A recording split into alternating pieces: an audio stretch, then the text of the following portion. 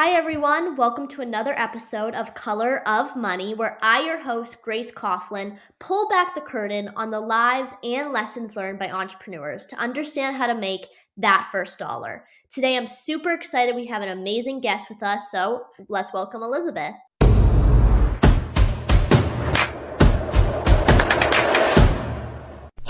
How are you, Elizabeth? Good. Thanks for having me, Grace. So happy to have you here. Do you want to just take a quick 30 seconds and introduce yourself and tell us a little bit about you? Sure, absolutely. My name is Elizabeth Orme. I'm the founder and CEO of Creatively Focused. We are an educational technology company working to increase the retention of special educators. So I am a former special education teacher, then special education director, and I talk about it as I felt the burnout, saw the burnout, and then I wanted to do something about it. So that's what I'm doing today. Totally. Amazing. Well, we're so happy to have you here. Before we get started with the actual interview, I just like to do a little fast five, as I call it, to show some color in your life. So let's get started. If you were an animal, what would you be and why? A lion. Okay. Fierce. I think I am super fascinated by Yeah. the lions and the role they play. Yeah. And I just think it would be awesome to have that kind of feeling of power and just really, I don't know, they're also just very beautiful creatures. So you can seem really calm and really fierce. And I love just kind of looking at those two sides. Love that. I totally agree. What is your usual breakfast order? My usual breakfast order. Oh gosh. So I don't have a ton of time for breakfast right now. I have two little kids. The mornings are hectic. Totally. So like this morning, I had overnight oats ready to go. I pack them up on Sunday, pack them for the whole week. Yep. So I would say, is it my breakfast of choice? I don't know, but it works really well for me right now. Quick on the go. Yeah. Got it. Yep. If you could choose between flying and mind reading, what would you choose? Flying. Absolutely. I am notorious for being up here all the time. It feels good for me there. It feels comfortable for me there. I love being in the air. Love it. Love it. What was the last gift you gave somebody? The last gift I gave someone was to my husband for cold plunging in a sauna. Oh my gosh, I love that. That's a big trend right now. Yeah, it's really fun. Totally. And then lastly, what is an unpopular opinion you have?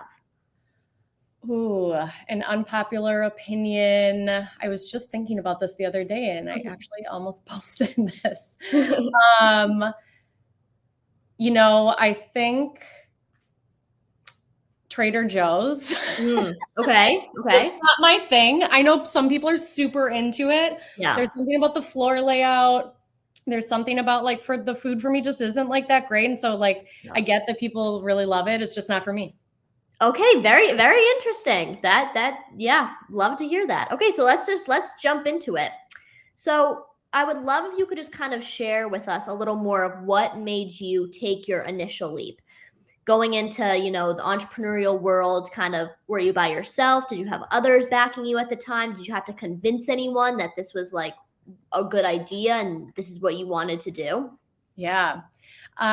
So I was in about my 8th year of working in a school district when I took a day off work and I started Creatively Focused. So, when I started it, sometimes I talk about it because now at the phase we're in, people say what's your exit strategy? And I always say I didn't even have an entrance strategy. Yeah. I really had no idea that what I was starting or the idea that I had was something that would evolve into me being a founder and CEO of a technology company. So when I first started, I truly saw it as a thing that I would do on my own as being a consultant. My kind of dream in it was if I can make the same amount of money that I'm making right now as an educator, if I can get enough accounts to really consult on and do that, then I will make the leap and I'll go and do that. So when I first became an entrepreneur, I would argue that probably I've always been an entrepreneur. I've always been thinking of the what ifs and the ideas and wanting to see those things through. But when I made the absolute decision to leave education and go out on my own, it was because I had made things comfortable enough for myself to be able to make that decision and make that leap. So I didn't necessarily have people around me doubting what I was doing because I wasn't super clear at that point with everybody else about what it was that I was actually going to go do. I just knew that I had a skill set and credentials and could go make some money at an hourly rate. Totally. So what would you say was that moment where you kind of knew this was going to turn into something successful? Yeah, about 30 days after I started the company. So I had nearly 15 school districts within about 30 days say back to me, we're interested in that. And I remember thinking, like, when I first started this idea, I knew that I could handle maybe like 5 to 6. And that would be enough for me to like take that leap and go into the next phase. Totally. So I had about 15 districts in 30 days. And I thought to myself, like, okay, this is that moment. And when I really knew it was a moment was when I had to Google how to hire my first employee. Yeah, that's awesome. That's awesome. And at the time, I know you said, you're married now, you have kids. At the time, were you married? Did you have kids, or was that kind of you were on your own? No, I was married and had kids. And actually, you know, I hit a moment where I was thinking about, like, what do I want my daily life to look like? And do I want to be, the admin at basketball games on the weekends? And it was a different phase of life for me. I had my one baby at the time. And then I found out about 6 months into starting my business that I was pregnant with my second. So yeah. Well, I just asked because, a lot of people talk about the like unattainable work-life balance, like as a CEO, especially when you're first starting out. So obviously you've made that work. Were there any times that you thought it was like a lot more difficult to maintain both that personal and work life? Absolutely. I think in retrospect, I think the beginning was actually the easiest phase. Yeah. Okay. When you first kick off, if you're doing something that's working right off the bat, especially if you're on the services end, it can seem pretty fluid and clear. You have so much control over what you say yes to, what you say no to. Yeah. It's when you start building a team and being responsible for the livelihood of those on your team, as well as then going through challenges like the pandemic or going through challenges, that come after fundraising and all of those pieces where that whole balance gets a lot rockier. Of course. Yeah. Yeah. It's just so interesting to hear people's different sides, because you have one spectrum of people being like, yeah, I can totally maintain both. And other people they're so into their work that they can't have that personal life. So it's interesting to hear, how you did both. Totally. Can you just dive a little deeper into your company? What like the main focus is, the main point of, and where you guys are right now compared to where you were when you first started? Yeah, absolutely. So when we first started, like I mentioned, we were a services company. And that's why when I say the beginning was easier, it truly was. Like, you're providing the service at an hourly rate. It was a pretty straightforward model. Totally. Our inflection point really came when we were working with about, I would say at that point, probably about 20 school districts just in the state of Minnesota. Yeah. And what we were seeing was that the services we were providing, we were finding just different ways we could automate some of those pieces behind the scenes, right? We started learning through a lot of research that we did, what kinds of questions were people asking at certain times of the year? What kind of support worked better for this kind of teacher than this kind of teacher? What opportunity do we have when we started piloting 6 months before the pandemic to go virtual, and then we're forced into virtual, right? Like, what opportunities did that open up for us? And so, from an inflection standpoint, I think we got to the point where we had about 35 school districts. I started looking at, okay, if our vision is to support every special educator, I can't scale through people. I can't continue to hire people that are going to go out and be in the field. We need to have technology to do some of that for us too. And so it really came post-pandemic where we got very real on what do we need to be able to scale, what technology are we going to build. And that's what transitioned us over into being an educational technology company. And that's not to say there weren't a lot of pieces in between there that kind of disrupted the company that we once were and what we are now. But now we're a national company. We can work in all 50 states. Our technology can go anywhere, even global. And, that is very different than the company we were when we were supporting 20 school districts in the state of Minnesota. Yeah. I mean, it's so amazing what you guys are doing, especially now. I feel like, this is such a critical time for schools to be improving in any way they can. So I think it's amazing work what you guys are doing. Thank you. Totally. So at what point, did you look at your business, at what you've created, and realize it was a success? Was it when you first started? Was it like one pinpoint moment that you can remember where you just knew it was going to be good? Oh, great question. I would say there are two different points, and I'm going to refer because it almost feels like I've run two different companies, even though we're the same company. But we had the services company and now educational technology, right? And anyone who's been in those areas knows they're two totally different companies to run. From the services end, I remember hitting the $1 million revenue mark and thinking, like, this is really flying, right? And kind of feeling like in my head prior to that, I started seeing some numbers leading up to it and thinking like, oh, this could be this kind of like this size of a company in this state, and we could stay at this size, right? And we could hit some really great numbers doing just that. Yeah. But when I hit the 1 million, it made me think, it kind of forced the thinking of like, do I stay with this kind of company or do I shift to the next one? Or how do I think about like what our future looks like? Right. So I'd say that was the first one. And then the second one was after launching Access 3, and one of our very first customers who had never been a services customer, but then came in just for the technology, at the end of a school year, that person came and said, it actually was the start of a school year, said, I've never had this much work-life balance before starting a school year before, and it's all because of Access 3. And I had that like small customer comment to me. It was in the email to me at like 9:00 at night one night, and I got it, and I was like, this is everything. Like, this is working. This is doing exactly what it's supposed to do.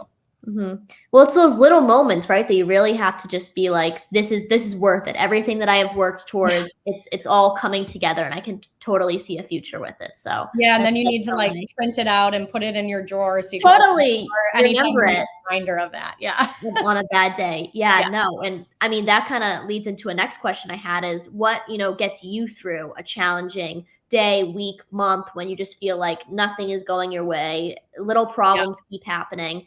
Are there things like that you like look back and remember why you're doing this, or any other things? Yeah, I would say two things. One is my team. I am insanely passionate about the people that I'm surrounded by. Our team they're just so committed to the vision, right? I have some people who were my first hires back in like 2018. That are still with the company, and every single like company we've been in between, they've been on that journey with me. And so I think being able to just hear them even talking about their work is something that brings me back to like, it's working. People are feeling good. People are doing a job that they love. Right. The other part for me though, is like when I am kind of feeling too distant from the business or from like the purpose and that side of things, it means I have to get in front of teachers or I have to get in front of educators. An example was just last week, I did a listening session with special educators across an entire program. And it was an hour of hearing from them what it's like to be a special educator today. And it fueled me completely. And so just being able to find those pockets where I can get that one-to-one connection or that connection with groups of what it's like to be in the field right now, just brings me back to exactly where I once was. Yeah, that's great. Especially going back to the team thing, being able to surround yourself with people that have been with you from the start, especially, and have gone through every challenge, success with you. I feel like that's very important, to have those people to lean on. Yeah, absolutely. Really. Would you say there's any mentors that, have been with you throughout the years, have changed your perspective on things, or have really just been with you to, say, keep going? Yes. So I will say like different mentors come in at different times. And I think you don't always know what impact they're going to have like on your future, when they're going to come back in again and be at certain pockets. Right. When I think about the very beginning phases, I think a lot about like my dad was always in like school-based sales and marketing and that side of thing. But on top of that, it was always just a conversation of like, you've done this before, you can do it again, right? So through these different phases, it's just that reminder of like being a true leader, being authentic to yourself and being able to do that. So that's always been just a fun touch point, like, whether it's once a week or every other week, to be like, here's where we're at.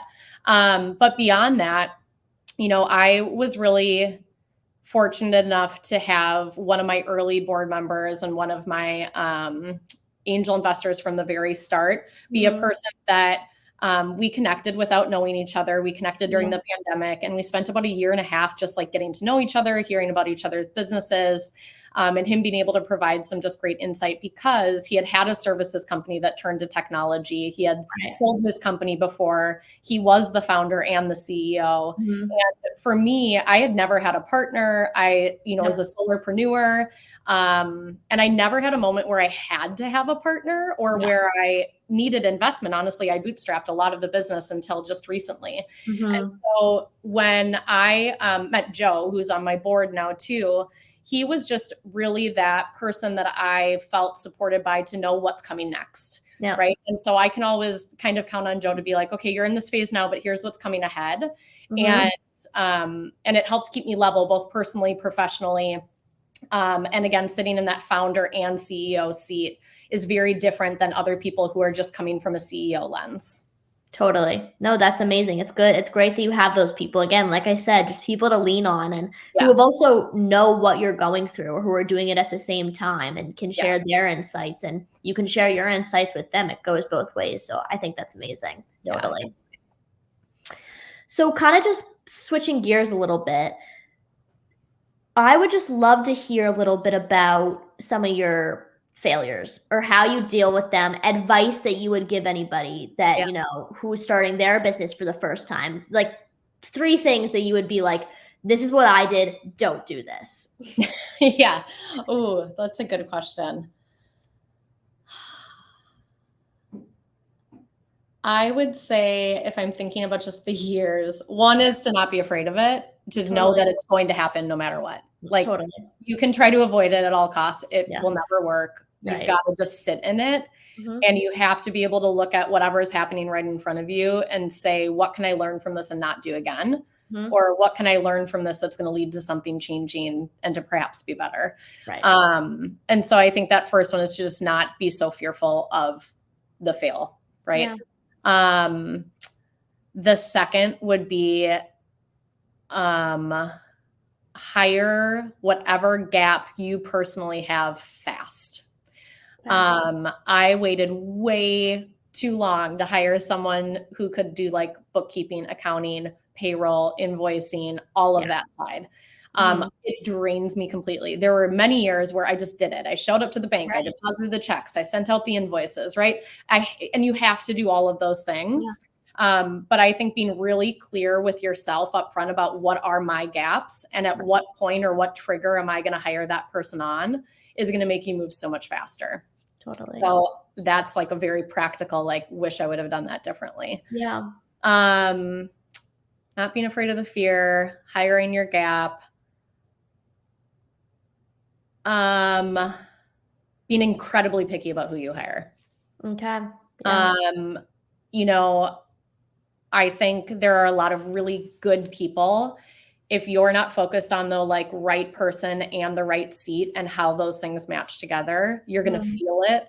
And I think especially when you're building a team and you're growing, the longer you have that feeling of this isn't right or this isn't working, the slower you're moving behind the scenes. And I think, there are different pockets in my whole journey of owning this business so far where I've done better at that than others. Yeah.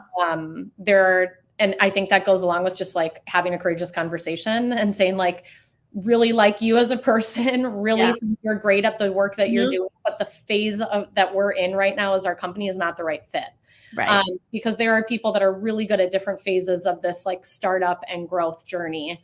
And if those things don't mesh, that's where you're going to hit some trouble. So I think like really just being honest with yourself, honest with your team about having the right people in the right seats and making those decisions really clearly and quickly.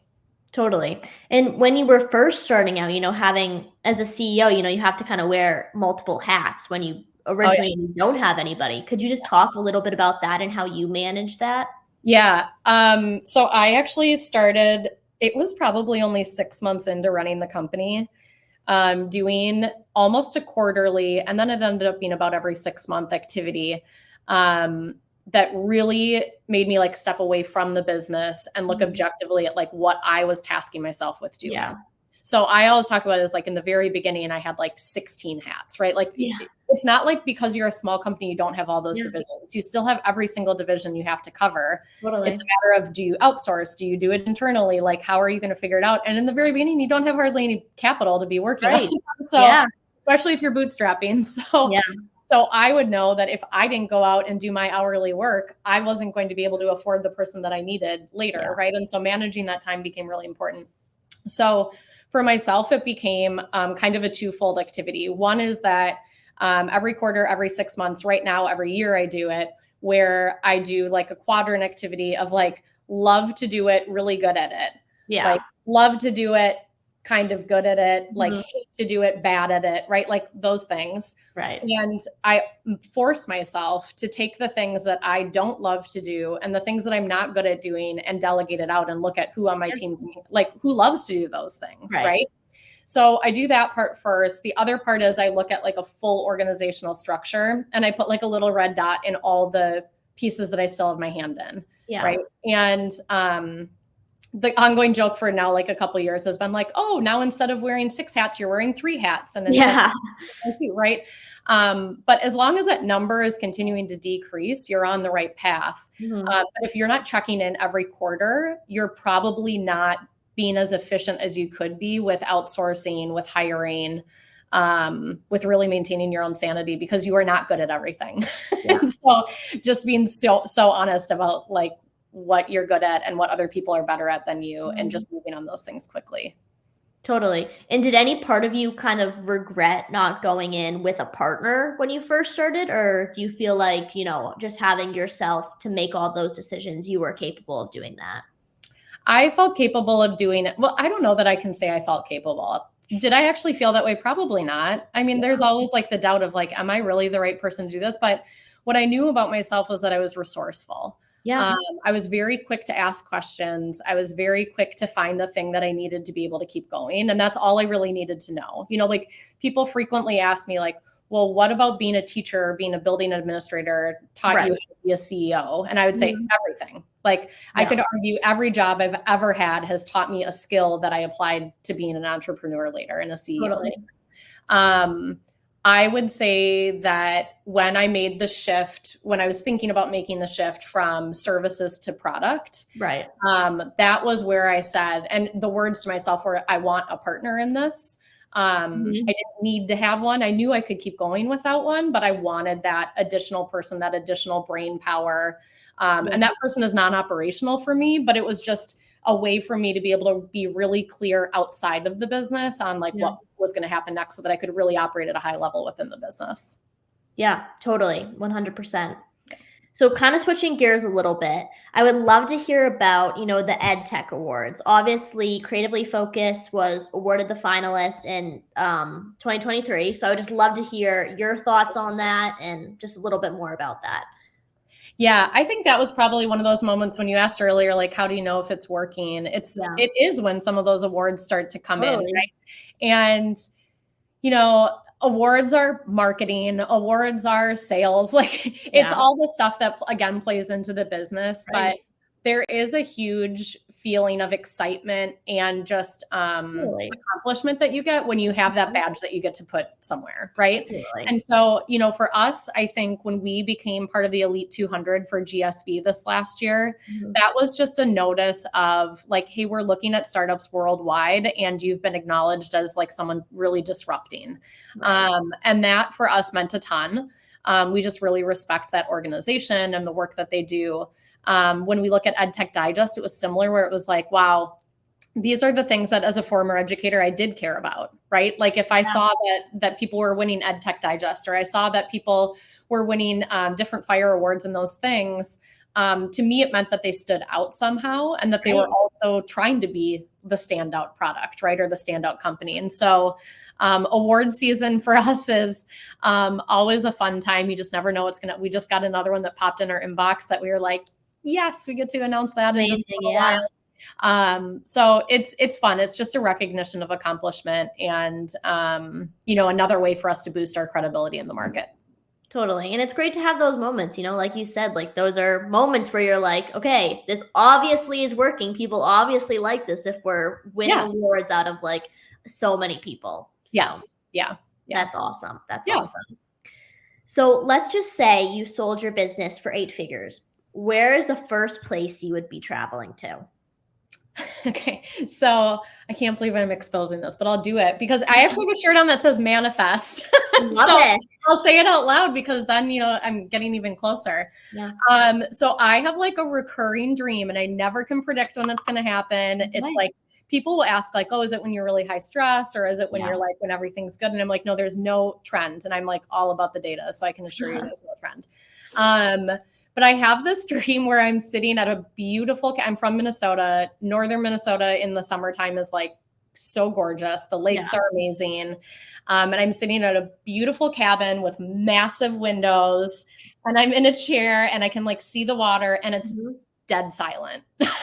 Yeah. Is no point of my life. There's no silence in my life at all with an 8 and a 5-year-old. So I just have this where I'm like, I don't know that I'm like a big like pick up and go on this massive thing because honestly, that's what this whole journey feels like is like a big massive trip that you're thinking about all the things for. So like for me, it's just like pack a weekend bag, go to a beautiful space, and like have some silence. Totally. Everybody needs some silence in their life. Yes. Yeah. I agree.